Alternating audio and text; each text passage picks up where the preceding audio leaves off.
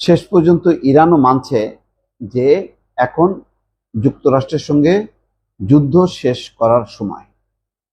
এ ব্যাপারে তিনি ব্যাখ্যা দিয়েছেন ইরানের প্রেসিডেন্ট মাসুদ পেজেশকিয়ান যে শক্তিশালী অবস্থানে রয়েছে ইরান। এই অবস্থায় এখন যুদ্ধ শেষ করার অর্থ হলো ইরান বিজয়ী হলো বলে সারা বিশ্ব জানবে এবং এটাই দরকার। তিনি আহ্বান জানিয়েছেন যে যুক্তরাষ্ট্রের সঙ্গে কয়েক মাস ধরে চলা যুদ্ধ এখনই শেষ করতে হবে। কূটনৈতিক আলোচনা স্থবির হয়ে পড়ার মধ্যেই তিনি বলছেন ইরান এখন শক্তিশালী অবস্থানে রয়েছে। শুক্রবার চিকিৎসকদের সঙ্গে এক বৈঠকে পেজেশকিয়ান বলেন, যেহেতু আমরা এখন শক্তিশালী এবং মর্যাদাপূর্ণ অবস্থানে আছি, তাই এখনই এই যুদ্ধ শেষ করা আমাদের জন্য ভালো। পেজেশকিয়ান বলছেন, পুরো বিশ্ব আমাদের বিজয় স্বীকার করেছে। সবাই বলছে যুক্তরাষ্ট্র সব ধরনের নিয়ম কানুন লঙ্ঘন করে আমাদের স্কুল, হাসপাতাল, অবকাঠামোয় হামলা চালিয়েছে।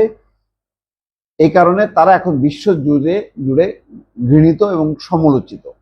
গত জুনে যুক্তরাষ্ট্রের সঙ্গে করা সমঝোতা স্মারকের পক্ষে সাফাই গিয়েছেন পেজেশকিয়ান। ইরানের পার্লামেন্টের কর্মকর্তারা বলছেন যে তার সরকার এই সমঝোতার মাধ্যমে যুক্তরাষ্ট্রের কাছে নতি স্বীকার করেছে।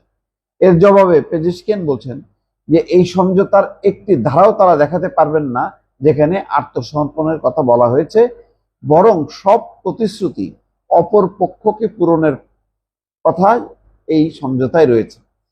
তবে সমঝোতা স্মারক মেয়াদ শেষ হওয়ার কয়েকদিনের মধ্যে ইরানের সামরিক নেতৃত্ব নতুন কোনো হুমকি এলে পাল্টা হামলার জন্য প্রস্তুত থাকার কথা জানিয়েছে। ইরানের সশস্ত্র বাহিনীর chief of staff general Ali আবদুল্লাহিকে উদ্ধৃত করে দেশটির গণমাধ্যম জানিয়েছে, স্থল, সমুদ্র, আকাশ, বিমান প্রতিরক্ষা, এমনকি সাইবার হামলা চালাতেও ইরানের বাহিনী প্রস্তুত রয়েছে। নতুন কোনো হুমকি এলে বিধ্বংসী জবাব দেওয়া হবে বলে তিনি হুঁশিয়ারি দিয়েছেন।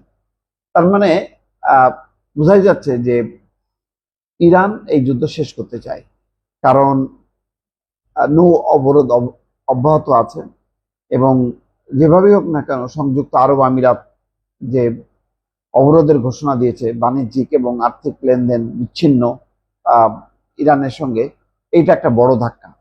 এর ফলে ইরানের উপর চাপ তৈরি হয়েছে। সুতরাং পরিস্থিতি আরো খারাপ হওয়ার আগে, যেহেতু আমেরিকা সর্বাত্মক অর্থনৈতিক নিষেধাজ্ঞা জারির আহ্বান জানিয়েছে এবং বলেছে যে যারা তাকে সহযোগিতা করবে, অর্থাৎ চীন যদি সহযোগিতা করে চীনকেও অবরোধ দেওয়া হবে, এমন একটা পরিস্থিতির মধ্যে এখন আর ইরান আর ঝুঁকি নিতে চাইছে না, এখানেই শেষ করতে চাইছে। এখন যদি তারা শেষ করে তাহলে সারা বিশ্ব জুড়ে গণমাধ্যমে যে ফলাফল আসবে সেই ফলাফল কিন্তু যুক্তরাষ্ট্রের বিরুদ্ধেই যাবে। ইরান তখন দেখাবে যে তাদের স্কুলে প্রথম দিনই হামলায় 150 শিশু শিক্ষার্থী, যেখানে সব ছোট ছোট মেয়েরা আছে, তারা মারা গেছে। হাসপাতালে তারা হামলা করেছে, পাবলিক অবকাঠামো অর্থাৎ সেতু, রেল, সেখানে হামলা করেছে। অর্থাৎ কাপুরুষোচিত যত হামলা সব আমেরিকা করেছে। এগুলো প্লাস পয়েন্ট ইরানের জন্য, যেগুলি সারা বিশ্বে তারা দেখাতে পারবে।